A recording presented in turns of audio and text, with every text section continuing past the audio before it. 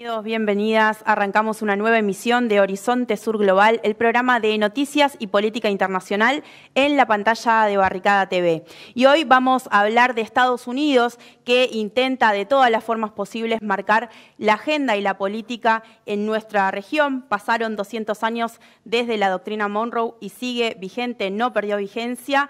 Como vemos, los motivos están claros. Podemos mencionar, por un lado, los recursos naturales que existen tanto en América Latina como en el Caribe, con el litio y el petróleo a la cabeza, y por otro lado también la intención de anular el crecimiento y la participación de Rusia y China, que claramente representan una amenaza para la hegemonía de Washington a nivel mundial. Estos últimos días, dos países de nuestra región, de Centroamérica, estuvieron en el ojo de la tormenta, a partir también de operaciones que sus mandatarios calificaron como operaciones golpistas, ¿no? Estamos hablando, por un lado, del caso de Honduras y, por otro lado, del caso de México. En el caso de Honduras, el plan comenzó a partir de una reunión que tuvieron altos mandos de defensa de ese país, justamente con el ministro de Defensa de Venezuela, Vladimir Padrino López. La embajadora de Estados Unidos en Honduras cuestionó esta reunión y acusó al ministro venezolano nada más y nada menos que de narcotraficante. A partir de ese momento, la presidenta Xiomara Castro, que estamos viendo en pantalla, hizo su descargo y denunció la injerencia de Washington en su país. Vamos a ver un breve fragmento de lo que decía entonces la presidenta Xiomara Castro. Después de las amenazas de la embajadora de los Estados Unidos, acusando al jefe de Estado Mayor Conjunto de las Fuerzas Armadas y al exministro de Defensa de narcotraficantes, ratifico que la paz y la seguridad interior de la República están en riesgo. El plan para destruir mi gobierno socialista, democrático, y el próximo proceso electoral están en marcha. Las mismas fuerzas oscuras, internas y externas del 2009, con la complicidad de la mediática corporativa nacional e internacional, se están reorganizando en nuestro país para asestar un nuevo golpe de Estado que el pueblo debe repeler. Bueno, ahí veíamos entonces las declaraciones de la presidenta de Honduras, Xiomara Castro. Mencionábamos en esta introducción que otro de los países que se encuentra también en el ojo de la tormenta es México, que podemos decir que estamos viviendo también un momento histórico, ya que el actual presidente, Andrés Manuel López Obrador, y su sucesora, Claudia Sheinbaum, están llevando adelante un debate por una reforma judicial que también prendió las amenazas tanto de la oligarquía local mexicana como también de la embajada estadounidense en México, ¿no? Hay que decir que el martes de esta semana ese proyecto ya obtuvo media sanción en la Cámara de Diputados y pasa al Senado, donde se espera que se pueda resolver su aprobación la semana que viene. Y por supuesto, no podemos dejar de mencionar la injerencia que intenta tener Estados Unidos en Venezuela, que sigue siendo siempre clave para la Casa Blanca, y mucho más a partir de las elecciones presidenciales del 28 de julio, donde sabemos que tanto la oposición local como la internacional intentan desconocer los resultados, donde resultó reelecto el presidente Nicolás Maduro. De todos estos temas y de la injerencia en Estados Unidos queremos conversar con Aníbal Garzón. Él ya está en comunicación con nosotros, es sociólogo, docente especializado en estudios internacionales. Te damos la bienvenida, Aníbal. Gracias por la invitación, un saludo. Bueno, empiezo por justamente, bueno, hacíamos recién una introducción de todos los intereses que tiene Estados Unidos en nuestra región. Quien claramente deja expresado los intereses de Estados Unidos en América Latina y el Caribe es la general Laura Richardson, ¿no? La jefa del Comando Sur de Estados Unidos. Queremos compartir con vos lo que decía justamente ella el año pasado durante el Consejo de las Américas y ya retomamos la comunicación.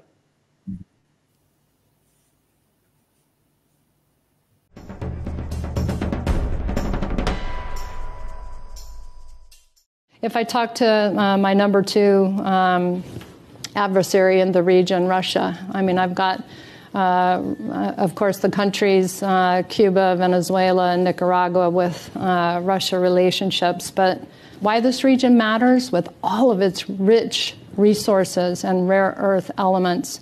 You've got the lithium triangle, which is needed for technology today. 60% of the world's lithium is in the lithium triangle: Argentina, Bolivia, Chile.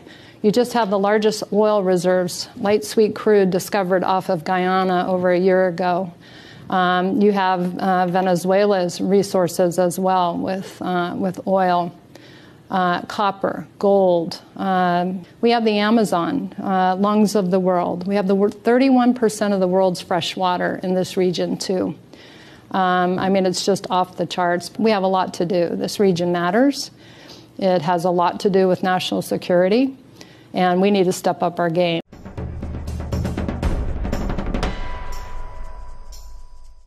Bueno, ahí veíamos a la generala Laura Richardson. Este video circuló mucho, Aníbal. Recién mencionábamos también en la introducción las situaciones que se están viviendo en Honduras, México, Venezuela, casos que, digo, se pueden repetir durante los años también en la política injerencista de Estados Unidos, ¿no? Te quiero, empecemos hablando de cómo caracterizás vos este momento actual para Estados Unidos, esa política de injerencia y el rol también que ocupa el Comando Sur en esta situación. Sí, bueno, la verdad que la esencia de Estados Unidos desde su nacimiento ha sido justamente la injerencia en América Latina. No olvidemos, ¿no?, que el año pasado se celebraron los 200 años de la doctrina Monroe, de 1823, y ahí hay una retahíla, ¿no?, de sucesos históricos, desde el robo de 1/3 del terreno de México, de las injerencias, ¿no?, que se llevaron, como el tema de Cuba, ¿no?, como colonia española, posteriormente, bueno, podemos hacer una retahíla que no pararíamos. Creo que todos los países de América Latina han tenido injerencia por parte de Estados Unidos. ¿Por qué? Pues hay dos principios, y aquí podríamos tener la relación justamente con lo del Comando Sur de Laura Richardson, que quedó claro, ¿no?, los intereses, en primer lugar, los intereses siempre económicos que ha tenido Estados Unidos en lo que ha llamado su patio trasero.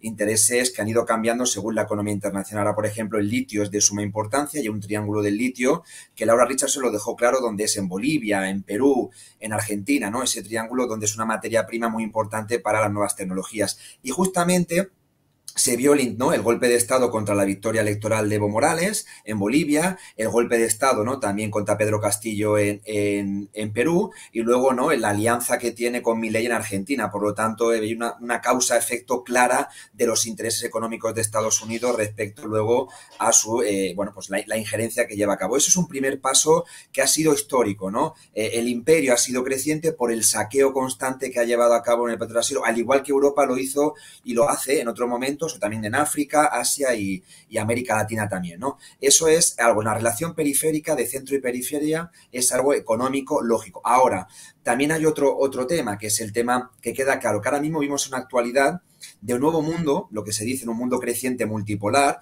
donde hay otras nuevas potencias que están siendo crecientes, hegemónicas en tema económico, diplomático, político, como el caso de China y de Rusia, donde no, que parecía que el bloqueo a Rusia iba a funcionar y no está funcionando, donde China ya hace sombra a Estados Unidos en tema tecnológico, ¿no?, en tema económico. Y entonces esta alianza de los BRICS, ¿no?, Brasil, Rusia, India, China y Sudáfrica, en el 2009, donde además están entrando, ¿no?, otros países. Argentina podía haber entrado si Milei no ganaba las elecciones, e incluso hay otros invitados, como el caso de Venezuela. Quiere decir con esto, en resumen, que hay naciente, ¿no?, ese nuevo mundo multipolar que está poniendo en jaque la hegemonía de Estados Unidos, sobre todo a partir de la caída del muro de Berlín, ¿no?, de caída de la Unión Soviética. Entonces, ahora los golpes que lleva Estados Unidos contra estos referentes, ya no es un golpe a lo mejor que es mucho más, no podríamos decir incluso mediático, como el golpe en Chile en el año 73, ¿no?, un avión bombardeando el Palacio de la Moneda, sino ahora mismo los golpes son diferentes. Y todos los países con gobiernos de izquierda de América Latina en el siglo XXI han sufrido golpes con injerencia de Estados Unidos. La primera que tenemos fue en el 2004, en el 2004 contra Chávez, ¿no? Hubo un golpe de Estado el 11 de abril del 2004, si no me equivoco la fecha, que siempre por fecha puede haber errores, pero bueno, el golpe de Estado ahí apoyado, perdón, me parece que fue el 2002, 11 de abril, por eso decía el error de la fecha 2002, apoyado por Aznar, Bush, ¿no? De diferentes, ¿no? Potencias internacionales europeas y tal, y hubo un golpe en Venezuela, el 11 de abril del 2002. Esto ha llevado una retahíla, golpe en Bolivia, golpe en Ecuador contra Correa, golpe en Honduras, ya no olvidemos del golpe del 2009 en Honduras, golpe contra Lugo en Paraguay, el impeachment en Brasil. Entonces, todos los gobiernos progresistas en América Latina ha habido golpes de las oligarquías en relación con Estados Unidos por dos cosas. Primero, para seguir llevando a cabo esa política del ALCA, ¿no? que se derrumbó en 2005, esa política de injerencia económica, y también ese control político, vuelvo a decir, la pérdida de soberanía de los países. Lo que no quieren es que los países de América Latina, aunque no rompan en sí con el modelo capitalista, sea un modelo más de tendencia, podemos decir, socialdemócrata, lo que no quieren es que esos países puedan generar una pluralidad en sus relaciones internacionales. No quieren que Venezuela venda su petróleo a China, no quieren que Honduras tenga buenas relaciones con Rusia, no quieren que Bolivia tenga, ¿no?, relaciones con otros países incómodos por parte de Estados Unidos, y eso también hay que tenerlo en cuenta, tanto el tema económico como el tema político, y es lo que actualmente en esas injerencias está llevando. No son tan espectaculares, y perdona que me extienda, que parece, ¿no?, que son golpes militares, sino utilizan otro tipo de mecanismo que se llama el concepto de guerra híbrida, conceptos tecnológicos. Por ejemplo, ahora mismo en las elecciones de Venezuela, supongo hablaremos, ha habido golpes mediáticos, golpes tecnológicos, no solamente ya son las armas, ahora mismo hay muchas esferas culturales, simbólicas, los medios de comunicación, que está en constante injerencia por parte de Estados Unidos por sus intereses económicos y expansionistas como imperio. En este contexto injerencista de Estados Unidos, ¿vos cómo evalúas el rol que están teniendo los gobiernos progresistas, tanto de Brasil como México y Colombia, en este freno y en esta política soberana que intentan tener en sus países? Y también, ¿qué evaluación haces del papel del gobierno de Gabriel Boric? Que recordemos que en los últimos días su país fue sede de la Conferencia de Defensa Sudamericana, donde también estuvo la generala Laura Richardson, ¿no?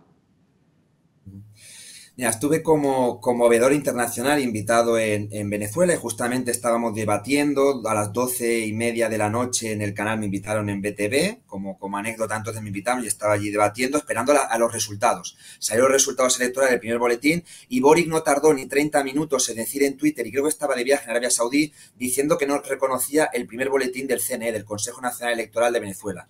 ¿Cómo puede ser que un presidente de repente, en 30 minutos, sin tener pruebas, ¿no?, de si ha habido tongo, si ha habido fraude y tal, diga rápidamente que no acepta eso, ¿no?, y legitimando las instituciones democráticas de Venezuela, ¿no?, que el pueblo está llevando a cabo con todo el bloqueo que está teniendo de Estados Unidos desde 2014. Eso lo dijo Boric. ¿Qué sucedió, no? ¿Por qué? Vimos claramente que unos días después hubo del Comando Sur, como comentábamos, una expedición, una operación militar, donde fueron altos militares de Estados Unidos a Chile. Queda claro que Boric tiene el título de la izquierda, pero en su política ha llevado a cabo políticas de derecha, sobre todo en el tema internacional, ha hecho injerencia contra Venezuela, criticando a Nicaragua, cualquier aspecto, ¿no? Cuando tiene países que han dado golpes de Estado, ¿no?, vecinos como Perú, que no ha dicho nada. Ese es el doble moral. Entonces, yo creo que si Allende levantara la cabeza, que Boric simbólicamente en Palacio de la Moneda, cuando fue investido presidente, lo que hizo fue, ¿no?, una conmemoración a la estatua de Allende, se daría cuenta de lo que, ¿no?, la vergüenza que sentiría Allende, donde justamente sus victorias electorales, la oposición siempre chilena en relación con la CIA decía que Allende manipulaba las elecciones. Hoy en día Boric hace exactamente lo mismo contra Venezuela, reproduce ese mecanismo que ha utilizado la CIA contra el pueblo chileno en los años 70. Es en primer lugar.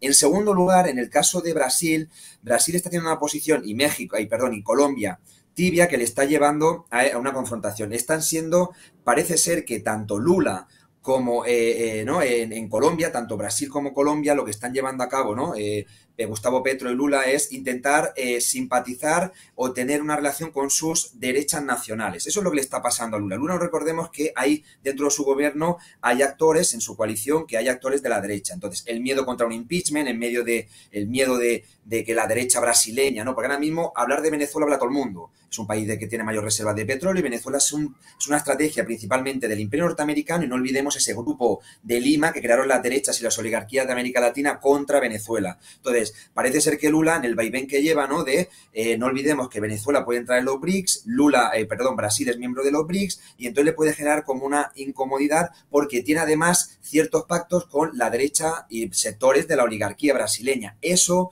hace que a veces no la posición tibia diciendo que Lula, que no todavía acepta la victoria de Maduro porque quiere que salgan las actas. Yo me gustaría preguntarle si Lula sí que está aceptando a la presidenta de Perú cuando ha habido un golpe de Estado y Pedro Castillo está en la cárcel. O en otras elecciones ha hecho exactamente lo mismo si pide los boletines o las actas electorales. Y en el caso de Petro exactamente lo mismo. No olvidemos que Colombia todavía, aunque Gustavo Petro intenta hacer, ¿no?, con su soberanía lo mejor posible, ¿no?, y podemos halagar muchas cosas, Colombia ha estado durante 60-70 años siendo la Israel de América Latina, se ha dicho. Tiene las bases militares, tiene una presión por parte de Estados Unidos. Y también, ¿no?, el hecho de exigir a Venezuela, que ahora mismo es la diana, ¿no?, que busca Estados Unidos constantemente, pues intentar esa hora. No han roto relaciones ninguno de los dos países con Venezuela, pero han sido críticos en el proceso electoral y lo que quieren es hacer un equilibrio entre, bueno, somos una posición progresista, pero también criticamos a Venezuela porque ahora mismo es justamente el peón entre esa disputa del mundo unipolar de Estados Unidos con el mundo multipolar de los BRICS. Y por último, en lo que decías, el tema de México. México yo creo que ha sido una posición, ni para nada, el de Chile, ¿no?, que ya hemos dicho, la derrotista, sí. Esa, ¿no?, de ni chicha ni limonada, como diría Víctor Jara, en el caso de México, de Colombia o de Brasil, ha ido una posición mucho más clara en el tema de la soberanía de Venezuela. Entonces, también sabe que las injerencias que está teniendo actualmente México no son las de Colombia ni las de Brasil, y tenemos en cuenta la reforma judicial, ¿no?, que está teniendo México, ¿no?, y todo la injerencia política llevado por parte de Estados Unidos. Entonces, México, la nueva presidenta Claudia, la ha dejado claramente que han decidido es el pueblo venezolano y quien tiene que resolver eso pacíficamente es el pueblo de Venezuela. No hay que hacer ninguna injerencia. Por lo tanto, la posición de México sí que ha tenido un carácter más diplomático y más neutral sobre esa posición. Aníbal, decías que estuviste como veedor internacional en las elecciones de Venezuela. Aprovecho justamente para preguntarte sobre eso. Pasó ya más de un mes de esas elecciones. ¿Qué pensás que pasó con ese discurso golpista que se intentó instalar de desconocimiento de los resultados? ¿Se logró instalar? ¿Cómo ves que funcionó eso? Sí, estuve allí de observador electoral invitado, ¿no?, como internacional veedor. Estuve en colegios electorales, la gente no se mataba de la oposición y chavistas, votaban, le decían claramente a qué partido votaban. Por lo tanto, pude entrevistar observadores de la oposición, ¿no?, y veedores que estaban allí en los colegios electorales, y había un ambiente democrático. El tema es que se veía claramente que iba a pasar eso porque la oposición ya hablaba de fraude. La estrategia de la oposición de Venezuela es la estrategia que Donald Trump ha utilizado, la estrategia que ha utilizado Bolsonaro, la estrategia que ha utilizado Milei. Pero claro, eso lo llamamos que son de derechas o de extrema derecha, y de repente, ¿no?, la Codina, ¿no?, María Codina, la representante oficial, aunque no fue la candidata, pero representante por temas ¿no?, que tiene detrás de corrupción, pero ella, ¿no?, que finalmente es la imagen visible, sí que está vista como demócrata, cuando está utilizando la misma estrategia que la derecha, la extrema derecha en América Latina. Vuelvo a decir, Bolsonaro, Trump, Milei decían claramente antes de las elecciones que había habido fraude. En el caso de Brasil, Lula tuvo que esperar Brasil a la decisión del Tribunal Supremo Electoral, ¿no?, el ente de allí judicial, para dejar claramente que Lula había ganado, porque decía Bolsonaro que había habido fraude. Entonces, la estrategia es exactamente lo mismo que están haciendo. Ahora, ¿qué es lo que ha pasado? Yo creo que hay un desgaste claro. La oposición no se veía en las calles. Hay un desgaste por varias cosas. En primer lugar, la ficha ya de Guaidó, de un presidente, ¿no?, nombrado en el 2019, que nadie lo eligió. Ha habido una posición ya que está claramente desprestigiada, tanto ella como los gobiernos que aceptaron a Guaidó. Finalmente ha sido una derrota no solamente de Guaidó, sino de la Unión Europea, de Borrell, de Biden, ¿no?, aceptando un presidente que finalmente han visto que ha salido pues fatal esa estrategia. Actualmente está pasando lo mismo. Venezuela lleva ya un mes, el pueblo venezolano es consciente de que iba a ser atacado, que iban a ser unas elecciones que iban a ser legitimadas, pero la situación internacional ha cambiado. Y creo que Venezuela ha pasado momentos muy duros, 2018, 2019, además con el COVID, en los momentos más duros de las sanciones y el bloqueo, y ha resistido a ello. Actualmente, en ese nuevo mundo multipolar, Venezuela puede entrar seguramente en los BRICS en la cumbre de octubre. Las relaciones con Sur-Sur que tiene ahora mismo con Rusia, con China, con países de Oriente Medio, con Irán, con Arabia Saudí, que ha sido un socio histórico de Estados Unidos. Entonces, ha ampliado sus relaciones y actualmente Venezuela está en un crecimiento económico. Entonces, como acompaña lo económico, el intento de desprestigio contra Venezuela, la verdad que está cayendo por sí solo. Y muchos países ya, incluso ahora mismo los últimos fueron Serbia, ¿no?, que tuvo unas relaciones ahora mismo diplomáticas ya aceptado. Claro, al final se acaba cayendo en que todo lo que es la Unión Europea y Estados Unidos, Canadá o sus socios, Japón, el G7, no aceptarán, pero porque saben que Venezuela se está yendo para un polo que no les interesa, voy a decir, que es el tema de los BRICS y eso. Ahora, Eso que queda claro también, estamos viendo que la campaña mediática no paralizar. Yo, desde el Estado español, que tiene muchos intereses siempre neocoloniales en América Latina, la campaña constante contra Venezuela está ahí, intentando desprestigiar un gobierno y un sistema. Y eso va a continuar constantemente. Ahora, la estrategia, con todos los intereses golpistas que ha habido en Venezuela, y no alargándome, terminó en este mes, ha habido saqueo eléctrico, ha habido intento de saqueo de materias primas, ha habido intento de saqueo también de alimentos, ha habido, por lo tanto, el golpe contra Venezuela es un golpe constante que está intentando desprestigiar, generar nueva pobreza, generar problemas económicos lo máximo posible para generar esa migración forzosa y a partir de ahí generar un descontento. No ha funcionado. Y actualmente, en momentos duros, el pueblo venezolano ha resistido y creo que al final es quien decide su destino, el mismo pueblo venezolano, de manera soberana y de manera libre. Para ir finalizando, Aníbal, te quiero preguntar cómo ves los desafíos de la izquierda, tanto en la región como a nivel mundial en este contexto, teniendo en cuenta el avance de la derecha, también a nivel mundial, pero también justamente esta caracterización que hacías de los gobiernos progresistas que terminan de alguna manera alineados con la agenda de Estados Unidos. Yo creo, y lo digo ahora mismo de mi situación, en Europa la izquierda ahora mismo institucional está bastante perdida en el sentido que ha sido una izquierda dominada por las instituciones oficiales y además el discurso otanista y el discurso de Estados Unidos. Y la guerra de Ucrania lo ha dejado claro. Izquierdas que rápidamente el enemigo principal es Putin y Biden es el amigo, cuando en realidad quien hace injerencia en Europa es Estados Unidos. No olvidemos que Alemania es el país con más bases militares de la OTAN, no es el país con más injerencia militar por parte de Estados Unidos. Y Alemania tiene una buena relación económica con Rusia, Merkel y Putin, donde Gazprom tenía intereses, ¿no? de tema de gas, el tema de Nord Stream 2, Nord Stream 1 y 2 fueron totalmente saqueados, ¿no? Y se le ha dado autoría a Rusia, o sea, barbaridades constantes y Europa está perdida. Se ha visto ahora mismo que empieza a haber un problema, que el fascismo, la ultraderecha, utiliza el concepto de antisistema, utiliza incluso el carácter de clase trabajadora, utiliza, ¿no?, con su mecanismo. Y por eso vemos un crecimiento de ultraderecha en Francia, vemos un crecimiento de ultraderecha en muchos países europeos, en Alemania, ahora mismo las elecciones regionales que ha habido en Alemania, donde la ultraderecha ha sido primera fuerza en uno de los estados. Y eso es algo peligroso. Vemos como hay una pérdida de una izquierda que está llevando un carácter más institucional, crítica en tema posmo, por decirlo así, posmodernista, que aprovecha la ultraderecha. En América Latina la situación es diferente. En América Latina hay experiencias de gobiernos institucionalmente de izquierdas, tenemos Bolivia, Nicaragua, Venezuela, ¿no? Incluso modelos así como decimos Colombia, México. Hay un tema importante porque también hay una cosa muy importante en América Latina que se ha perdido en Europa, que hay un tejido social, movimientos sociales, zonas barriales. Ya no solamente es lo electoral cada 4 años, que en Europa se instituciona mucho más. En América Latina las resistencias contra golpes muchas veces han sido los movimientos sociales y creo que eso es un ejemplo a tener en cuenta y la resistencia principal contra las injerencias y el crecimiento de la ultraderecha en América Latina es justamente eso, los barrios populares que están haciendo su tejido, ¿no? Y su tejido fuera de las instituciones, un tejido alternativo con contrainformación, con medios propios alternativos que llevan a resistir sobre todo a ese tema de injerencia. Y Venezuela ha sido el ejemplo claro. Venezuela la resistencia no ha sido por militares, no ha sido por altos mandos, han sido los populares del 23 de enero, barrios populares incluso de Caracas que salían a hacer ese tipo de resistencia. Por lo tanto, creo que los procesos históricos ahora mismo de Europa, muy institucionalizados, a una América que ha utilizado sus espacios no sociales, de barrio, de base, es totalmente diferente en esa resistencia. Y se ve claramente en el tema electoral, mientras en América Latina el fascismo no tiene un poder institucional tan fuerte como el caso de Europa.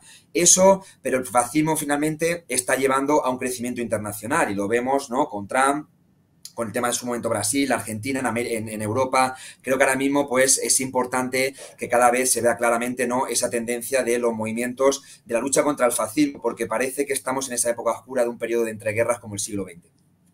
Sí, la importancia, ¿no?, de tener un pueblo organizado.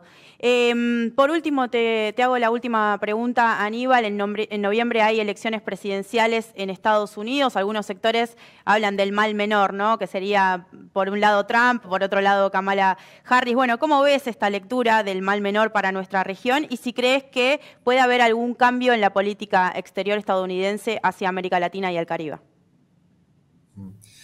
Llevan 200 años gobernando de manera bipartidista el Partido Demócrata y el Partido Republicano. Creo que todo es un show, es un teatro mediáticamente en Estados Unidos. Hay una oligarquía, ¿no? Tenemos el Pentágono, tenemos la CIA, tenemos el propietario de Twitter, tenemos el de las nuevas tecnologías. Por lo tanto, nos olvidamos muchas veces, hablamos de la oligarquía rusa, hablamos de la mafia china, pero en Estados Unidos son emprendedores y no, es esa oligarquía. Y aquí entonces nos hablan del tema político, pero finalmente, ¿qué diferencia hay? Yo no veo una diferencia entre Bush, entre Obama, entre Biden, ni en política social. Puede ser que a lo mejor tengamos en algunos estados donde haya algún tema, ¿no? En el tema del LGTBI, hay algún pero finalmente la policía sigue reprimiendo a la población afroamericana, se está hablando del tema migratorio, ¿no? Contra la población latina, tanto el Partido Demócrata como el tema republicano. Militarizar. El 2% del tema militar de la OTAN, aumentar los presupuestos, vino de Obama, el Premio Nobel de la Paz. Obama tenía 7 guerras, tuvo menos incluso Trump en su momento que en el caso de Obama. Entonces, ¿qué diferencia? La pregunta principal es ¿qué diferencia hay entre uno y otro? Nos teman el tema simbólico, nos dicen que uno es un multimillonario con sus discursos populistas y de derecha, si nos viene a una mujer, ¿no? De origen, creo que no, de origen jamaicano, ¿no? Creo que si no me equivoco, y él podía ser la primera mujer presidenta y ahí demos un toque progresista. El simbolismo no es así. La gente de Estados Unidos tiene que vivir, tiene que comer, es un país lleno de privatizaciones en el tema de salud, en el tema de la educación, en todo tipo. Es un país de mayor desigualdad dentro de la OCDE. Además, la represión que existe a nivel político, y ahora hablamos del tema financiero. Es un país decadente en ese sentido. Por lo tanto, yo no veo que sea ninguna alternativa y lo podemos ver cada 4 años está gobernando o un partido u otro y esto es un tejemaneje para finalmente decir que hay una democracia en Estados Unidos cuando principalmente no lo hay, porque las propuestas alternativas no lo tienen. Y si fuese una propuesta verdaderamente alternativa, de izquierdas, comunistas, sabemos que rápidamente va a tener la represión por parte del sistema. Por lo tanto, no es democracia y cuando nos hacen de elecciones simplemente es un show mediático que hace con los intereses de la Casa Blanca, y de las oligarquías de Estados Unidos. Y por lo tanto, yo pongo en duda que eso es un modelo democrático cuando lo que es simplemente es una pantomima, por decirlo así, de esa sociedad del espectáculo que tanto nos hablaba Guy Debord en los años 60. Gracias, Aníbal, por tu tiempo con Horizonte Sur Global. Muchísimas gracias a vosotros por la invitación. Un abrazo fuerte. Bueno, nosotros antes de despedirnos vamos a dejarles una invitación. Los invitamos a formar parte de la comunidad BTV con un pequeño aporte, escaneando el QR que aparece en pantalla. Pueden apoyarnos para que sigamos haciendo justamente comunicación popular y alternativa. Este aporte lo pueden hacer desde Argentina y también desde el exterior. Hasta acá llegamos con el programa de hoy. Nos volvemos a encontrar el próximo viernes a las 10 de la noche por la pantalla de Barricada TV.